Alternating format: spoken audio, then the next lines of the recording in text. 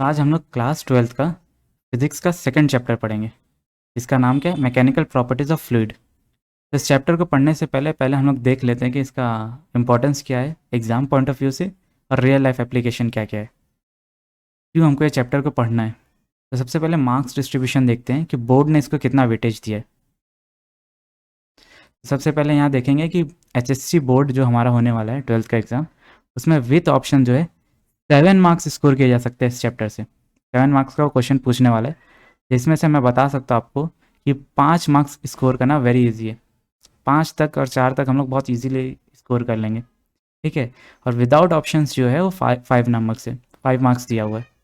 इसके अलावा अगर आप नीट की प्रिपरेशन कर रहे हैं, जेई की प्रिपरेशन कर रहे हैं, तो नीट में इसमें 8 से लेकर 16 तक नंबर पूछता है और जेई मेंस में 8 से 12 के बीच में वो डिस्ट्रीब्यूशन रहता है, ठीक है। ये हुआ मार्क्स डिस्ट्रीब्यूशन, कितना मार्क्स स्कोर किया जा सकता है इस चैप्टर से। और इसका रियल लाइफ एप्लीकेशन देखेंगे तो बहुत वास्ट है, ठीक है। आपकी जो हाइड्रोलिक प्रेस होती है वो इसी प्रिंसिपल से बनती है।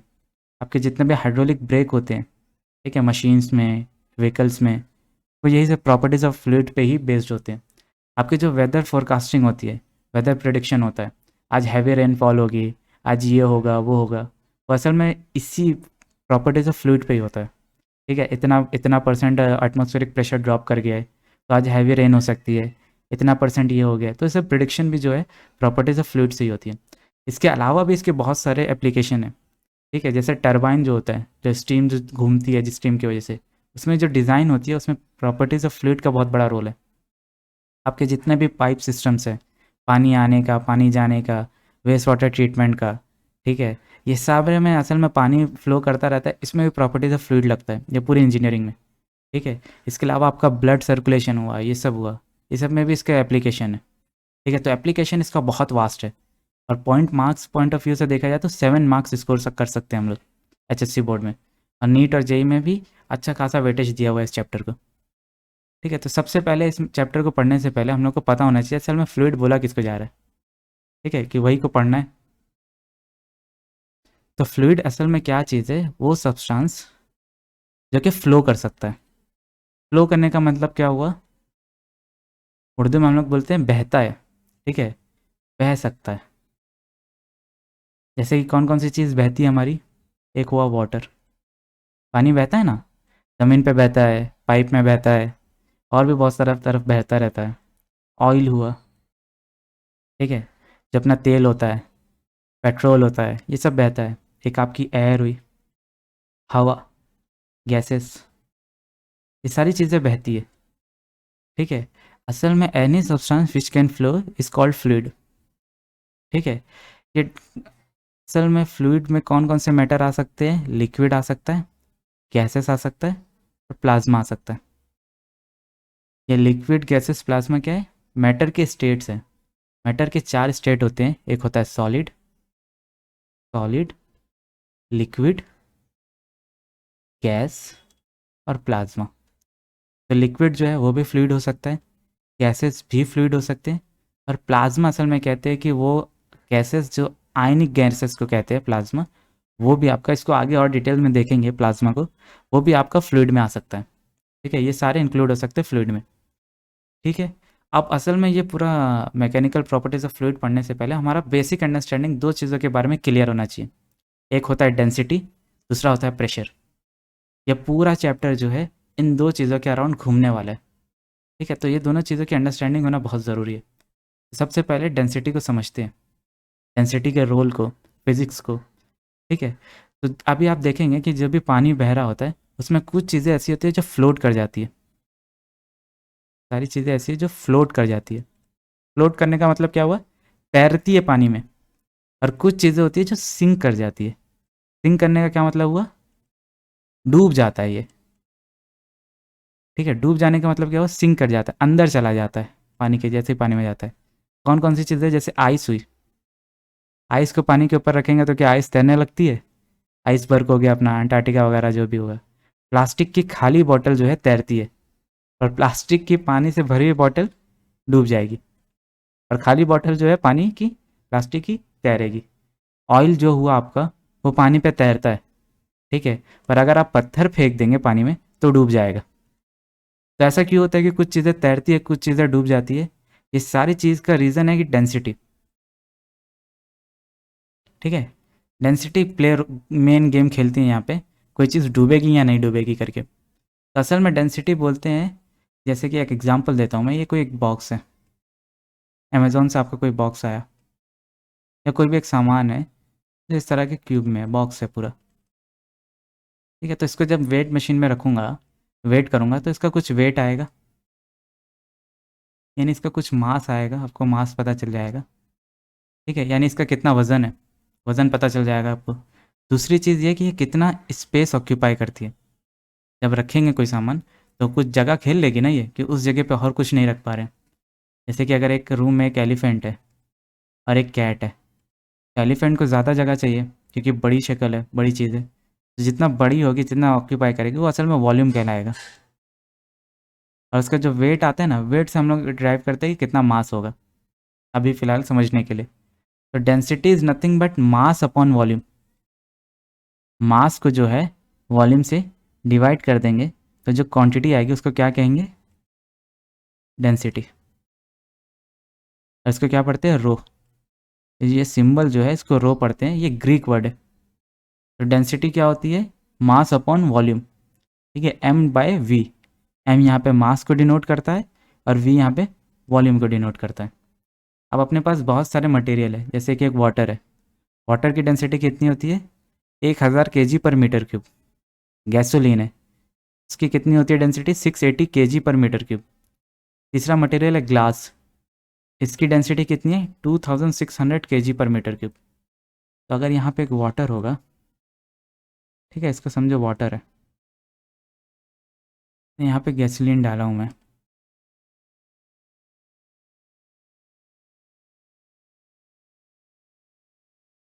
ठीक है? ये गैसोलीन का कुछ ड्रॉप्स डालता हूँ, फिर तैरेगा कि डूब जाएगा? ये तैरेगा, फ्लोट करेगा। क्यों? ये देखो गैसोलीन की डेंसिटी कितनी है? 680, वाटर की डेंसिटी 1000, ठीक है? 680 बड़ा है कि 1000 बड़ा है? 1000 बड़ा है, 680 कम है, जो कम है वो तैर जाएगा। जब ये कम होगा तो गैसोलीन फ्लोट करेगा यहाँ पे।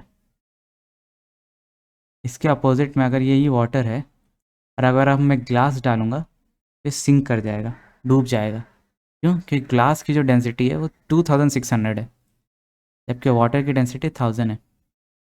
हाई डेंसिटी वाली चीज़ जो है क्या होगी? सिंक हो जाएगी। कुल मिला के ये याद रखना है, हाई डेंसिटी वाली चीज़ सिंक कर जाएगी, लो डेंसिटी वाली चीज़ फ्लोट करेगी। अंडरस्टैंडिंग क्लियर है डेंसिटी की? डेंसिटी असल में कहते हैं किसको? एक ऑब्जेक्ट का क्या? मास अपॉन वॉल्यूम को, ठीक है? मास हमको पता है क्या चीज़ होती है, वॉल्यूम पता है हमको क्या होती है। डेंसिटी को रो बोलते हैं, ठीक है? मास अपॉन वॉल्यूम है। वाटर की डेंसिटी 1000 होती है, गैसोलीन की 680 होती है, ग्लास की 2600 होती है। हाई डेंसिटी वाली चीज़ सिंक कर जाएगी, लो डेंसिटी वाली चीज़ फ्लोट करेगी। हाँ, तो नेक्स्ट हम लोग देख रहे थे प्रेशर। तो प्रेशर असल में किस चीज़ को बोलते हैं? तो प्रेशर को समझने के लिए एक एग्जांपल लेता हूँ मैं। एक कंटेनर है, कंटेनर कैसा है? एक अपना ऐसा क्यूबिकल कुछ है, ठीक है? इसमें कई सारे गैस के मॉलिक्यूल्स है, सब मॉलिक्यूल्स है। तो सारे मॉलिक्यूल्स रैंडम मोशन में होंगे, ठीक है? रैंडम मोशन का मतलब क्या हुआ कि आपस में भी टकराएंगे और वॉल से भी टकराएंगे, सही है ना? ये जो मॉलिक्यूल्स है वो आपस में भी टकराएंगे और वॉल से भी टकराएंगे। जब वॉल्स पे टकराएंगे तो फोर्स लगाएंगे, फोर्स लगाएंगे, एक नेट फोर्स मान लेते हैं, ऊपर की डायरेक्शन में अपवर्ड एक फोर्स एफ लगाते हैं, ठीक है? और इस टोटल का एरिया है ए। तो जो प्रेशर बनेगा ना इस पूरे उस पे, वो प्रेशर होगा फोर्स अपॉन एरिया। फोर्स जितना फोर्स लगा रहे हैं और जिस क्रॉस सेक्शन एरिया पे, जितने एरिया पे ये टकरा रहा है, उस एरिया पे जितना होगा उसको डिवाइड कर देंगे तो फोर्स अपॉन एरिया जो होगा वो प्रेशर कहलाएगा।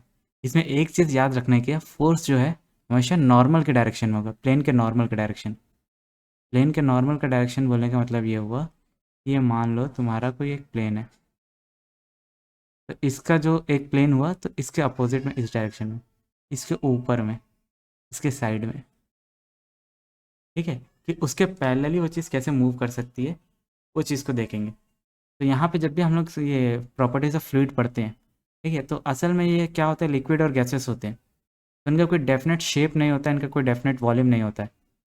तो कन्वीनियंट के लिए प्रेशर और डेंसिटी, यही दो क्वांटिटी ज़्यादा यूज़ करते हैं respective of force and mass. ठीक है, अभी हम लोग न्यूटन्स लॉ ऑफ मोशन पढ़े, लास्ट चैप्टर रोटेशनल मोशन था, उसमें हम लोग फोर्स और मास की बात करते हैं, डेंसिटी और प्रेशर इतना नहीं यूज़ हो रहा था। और जब हम लोग प्रॉपर्टीज ऑफ फ्लूइड पढ़ेंगे तो प्रेशर और डेंसिटी को ज़्यादा यूज़ करेंगे respective of like other chapters में फोर्स और मास ज़्यादा यूज़ होगा। ठीक है, in place of force and mass pressure और डेंसिटी ज़्यादा यूज़ होता है। ठीक है, अब एक क्वेश्चन था, एक बहुत ही सिंपल सा, रियल लाइफ में तुम डेली ये इस चीज़ को देखे भी होगे कि जो भी अपने नाइफ होते हैं ना, नाइफ और नीडल्स, उसका जो टिप होता है बहुत शार्प होता है, शार्प होता है एकदम। तो ऐसा क्यों होता है? हमको पता है कि प्रेशर जो है वो फोर्स अपॉन एरिया है, प्रेशर फोर्स अपॉन एरिया है। जब भी कोई चीज़ इस तरह डिवाइड में होगी, इसका मतलब ये है कि फोर्स बढ़ेगा, जो ऊपर ऊपर है तो दोनों बढ़ेगा, और जो चीज़ ऊपर नीचे होगी तो एरिया के उल्टा हो जाएगा, एरिया के घटने से प्रेशर बढ़ने लगेगा और एरिया के बढ़ने से प्रेशर घटने लगेगा। तो जितना छोटा एरिया होगा उतना ज़्यादा प्रेशर लगेगा, जितना ज़्यादा प्रेशर उतना आसानी से चीज़ कट जाएगी। इसलिए जितने भी एजेस होते हैं ना नाइफ के, निडल के, वो शार्प होते हैं। इस तरफ से आप काट पाओगे नाइफ के इस साइड से कुछ चीज़ नहीं कटेगी। ठीक है, तो ये रीज़न है नाइफ को और निडल को शार्प करने का। फिर हम लोग उसके बाद हम लोग एडवांस टॉपिक देखेंगे, इसके थोड़े से एडवांस वर्जन में इसको थोड़ा और डिटेल से पढ़ेंगे। ना हम लोग ये देखते हैं कि pressure due to liquid column. तो इसको समझने के लिए मैं एक एग्जांपल लेता हूँ। एक बीकर है हमारे पास जिसमें वाटर फिल किए हुए और ऊपर में टॉप में एटमॉस्फेरिक एयर है। ठीक है, इसका एक एलिमेंट लेते हैं, एलिमेंट का मतलब ये हो कि इसका कोई भी एक भाग को लेते हैं और उस पर स्टडी करते हैं कि असल में उस पर हो क्या रहा है। तो इस भाग को मैं बाहर बनाता हूँ, एलिमेंट को इस तरीके से।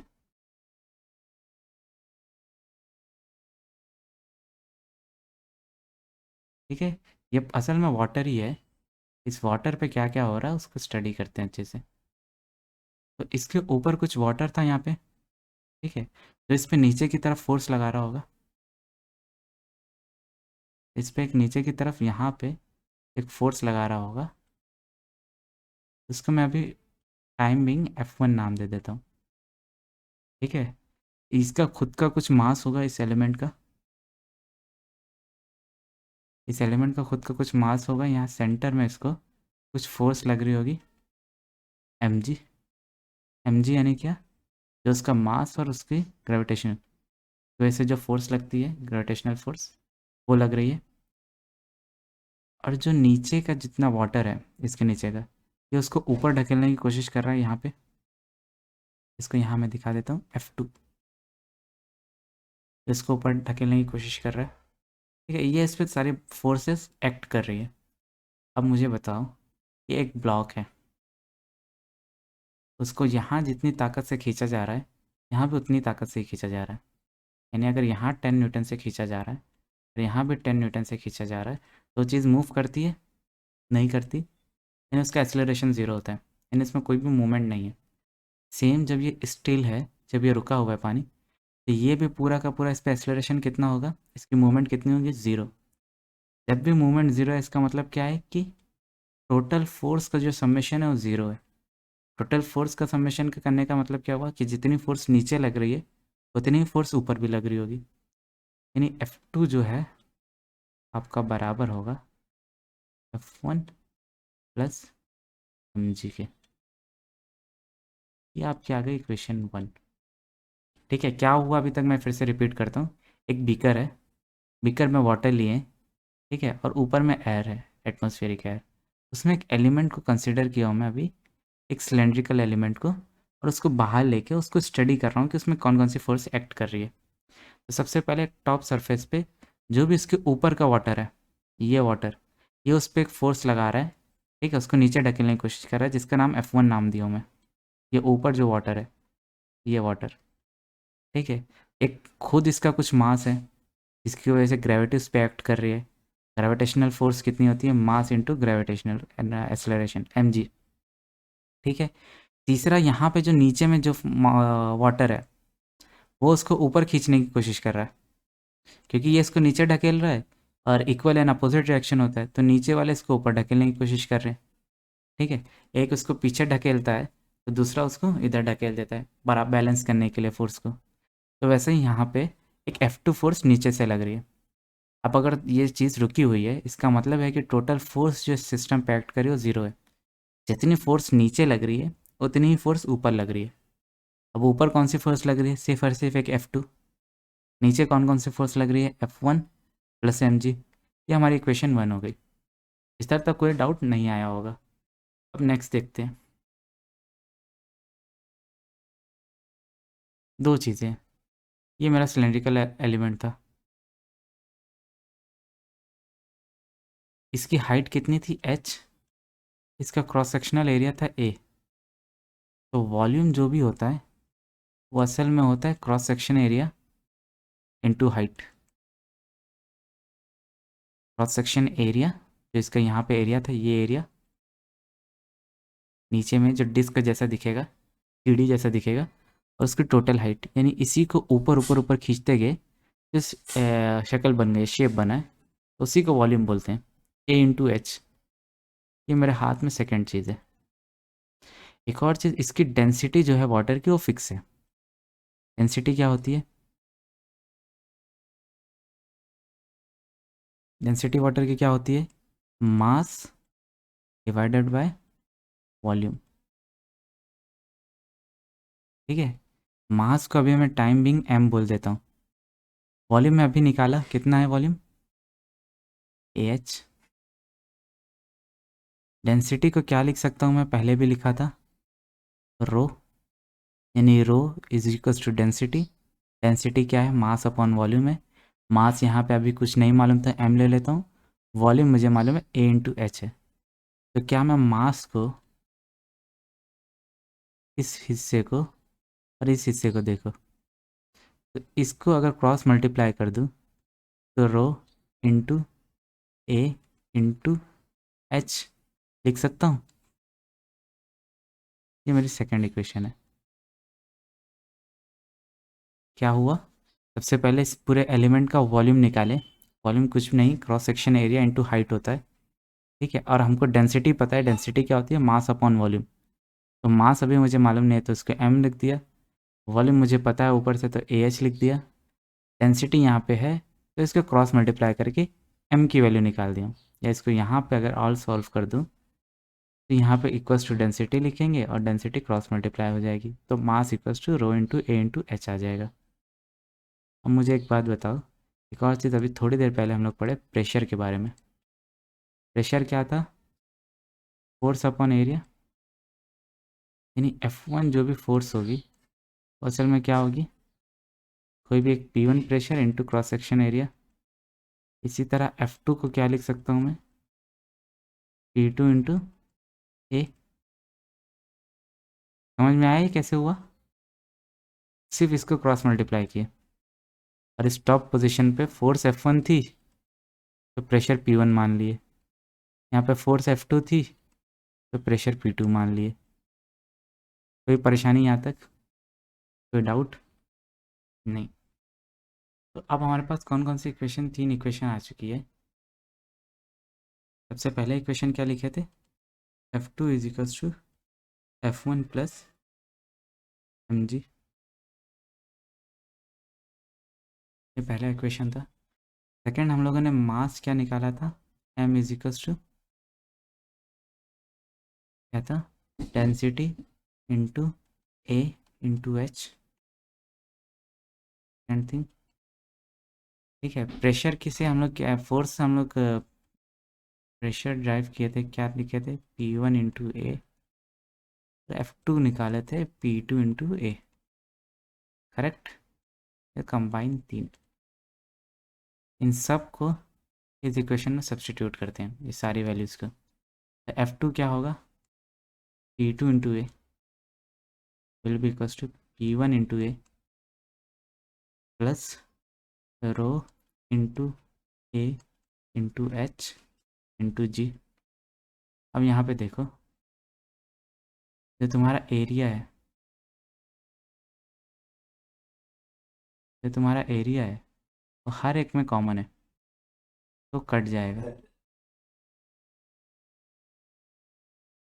ठीक है, तो इक्वेशन क्या बनेगी अब finally, P2 is equals to P1 plus rho g H.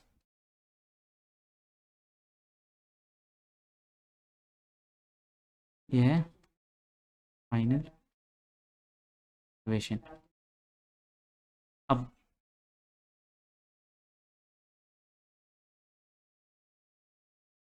हमारी इक्वेशन क्या आई, P2 मतलब यहाँ प्रेशर, यहाँ पे प्रेशर P2 है, यहाँ पे प्रेशर P1 है, और ये हाइट टोटल एच है। तो लेट सपोज ये जो P1 है ये एटमॉस्फेरिक प्रेशर हो जाए,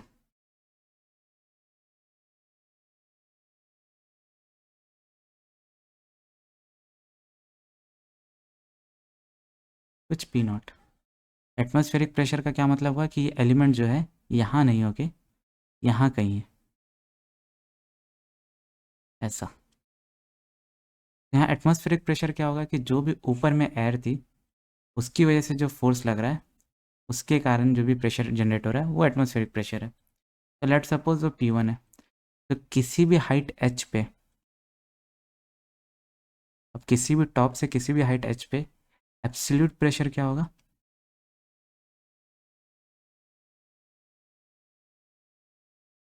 P2 will be P1, P1 is nothing but P0 plus rho g h. This is the final required equation.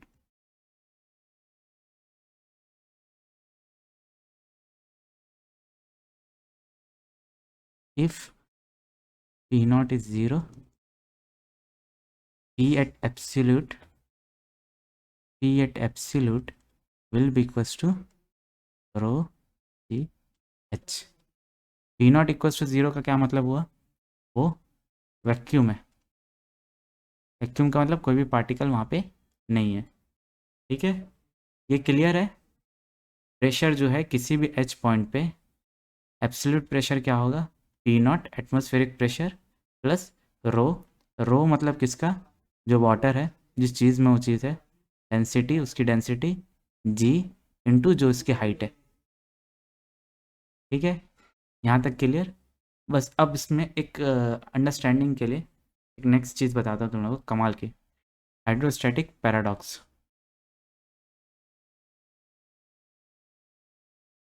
देखने में ऐसा लगता है कि इस पॉइंट पे,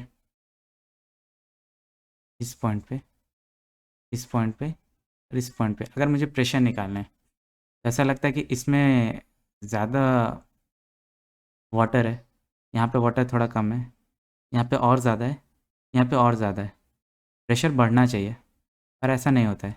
किसी भी एच हाइट पे अगर ये सब की हाइट सेम है और एग्जैक्टली सेम हाइट पे प्रेशर निकाल रहे हैं, सेम हाइट पे, टॉप एकदम सेम है, बॉटम पे सेम निकाल रहे हैं, तो प्रेशर सेम रहेगा, प्रेशर विल बी सेम, कोई चेंज नहीं होगा। ये सब सेम है, सेम हाइट पे प्रेशर निकालेंगे तो प्रेशर सेम रहेगा, प्रेशर चेंज नहीं करेगा। ठीक है, इसी को कहते हैं हाइड्रोस्टैटिक पैराडॉक्स।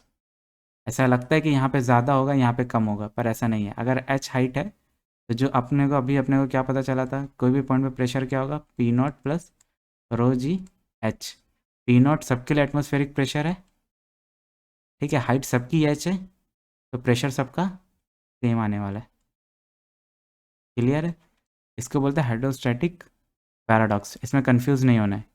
अगर हाइट सेम है, चाहे मटेरियल कैसा भी हो, कंटेनर कैसा भी हो, सेम लिक्विड है, same atmospheric temperature, atmospheric pressure पे, तो किसी भी एच हाइट पे प्रेशर सेम रहेगा। हाँ, तो एक क्वेश्चन को देखते हैं। ये एग्जांपल है 2.1। ठीक है, इसमें कह रहा है कि two different liquid of density ρ1 and ρ2। एक बीकर लेता हूँ मैं, एक और भी कर लेता हूँ। फर्स्ट वन वाला में लेट सपोज वाटर रखते हैं, तो this one is filled with water.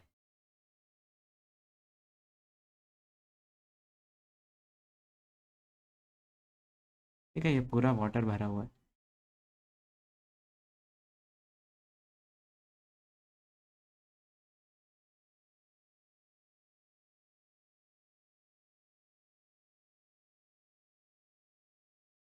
Second वाले को कंसिडर करते हैं ऑयल, येलो से है कि इसमें पूरा येलो है।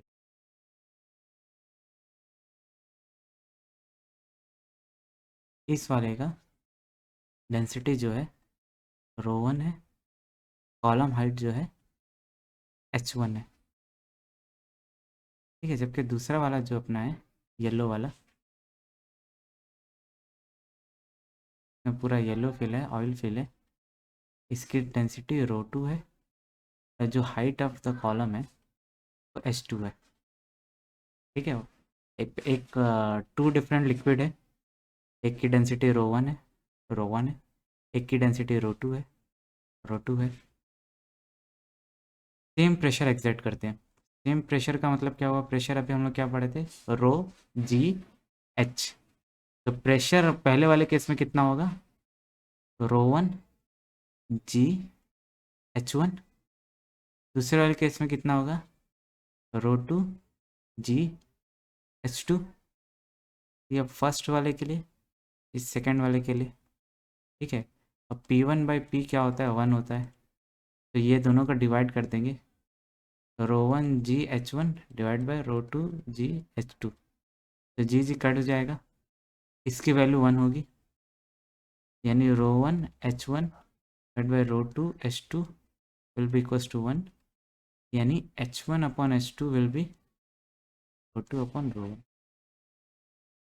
क्या किए, प्रेशर लिखे सबसे पहले, क्या लिखे, रो वन जी h1 रो टू जी h2, ये दोनों को बस डिवाइड कर दिए, तो जी कॉमन था तो कट गया, रो वन h1 बराबर रो टू h2, पी कॉमन था तो कट गया, 1 हो गया, और फिर क्रॉस मल्टीप्लाई कर दिए, रो टू इधर चला गया, रो वन इधर चला गया, तो रो2/रो1 आ गया h1/h2। तो ये रिक्वायर्ड रिलेशन है।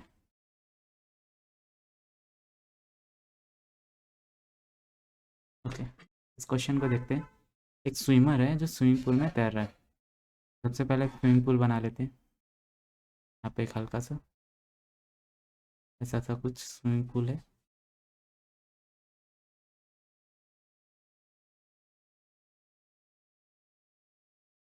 इसके इस कुछ हाइट पे, इस लेंथ पे, कुछ 6 मीटर डेप्थ पे एक स्विमर तैर रहा है। ऐसा कुछ स्विमर तैर रहा है। ठीक है, तो हमसे क्या पूछा, calculate the pressure on the swimmer due to water above. इसके ऊपर जो वाटर है उसके वजह से प्रेशर कितना होगा। तो प्रेशर कितना होता है, रो इंटू जी इंटू एच। सही है, डेंसिटी ऑफ वाटर कितनी दी हुई है, 1000, जी कितना दिया है, 9.8, हाइट कितनी दी है, 6। आंसर कितना आ जाएगा, इसको मल्टीप्लाई करेंगे तो 5.88 इंटू 10⁵। ठीक है, ये अराउंड 10 के अराउंड है, इसके थोड़ा सी कम आएगा, तो ये आपकी वैल्यू आ जाएगी, और जो यूनिट होगी क्या होगी, न्यूटन पर मीटर स्क्वायर, क्योंकि न्यूटन फोर्स की यूनिट क्या है, न्यूटन, एरिया की यूनिट मीटर स्क्वायर। ठीक है, वेरी यूनिट मीटर स्क्वायर। ठीक है, वेरी सिंपल क्वेश्चन था। नेक्स्ट जो है अपना एक ये पूछ रहा है,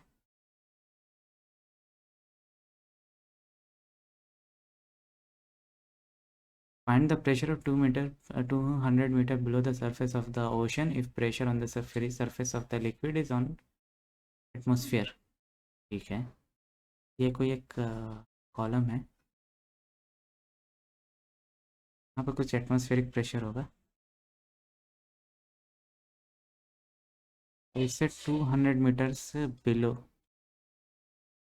इस पॉइंट पे प्रेशर पूछ रहा है कितना है।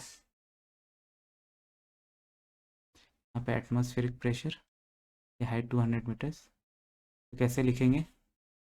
प्रेशर असल में क्या होगा, हम लोग एब्सोल्यूट प्रेशर पढ़े थे, P not plus rho g H. P not यहाँ पे नथिंग बट एटमॉस्फेरिक प्रेशर है। एटमॉस्फेरिक प्रेशर कितना होता है? 1.013 इंटू 10⁵ प्लस डेंसिटी कितनी है वाटर की, कितनी दी है? 1060 इंटू ये कितना ले लेंगे, जी कितना लेंगे? 9.8 इंटू हाइट कितनी दी है? 200 मीटर्स। यहाँ लिख देंगे 200 मीटर्स। तो इसको जब टोटल सम करेंगे तो कितना आ जाएगा? 21.789 इंटू 10⁵ न्यूटन पर मीटर स्क्वायर। कैलकुलेशन पार्ट सिर्फ बचा, मल्टीप्लाई करना है, के साथ ऐड कर देना है। ओके, सिंपल क्वेश्चन है। तो यहाँ पे हम लोग वीडियो को कंप्लीट करते हैं।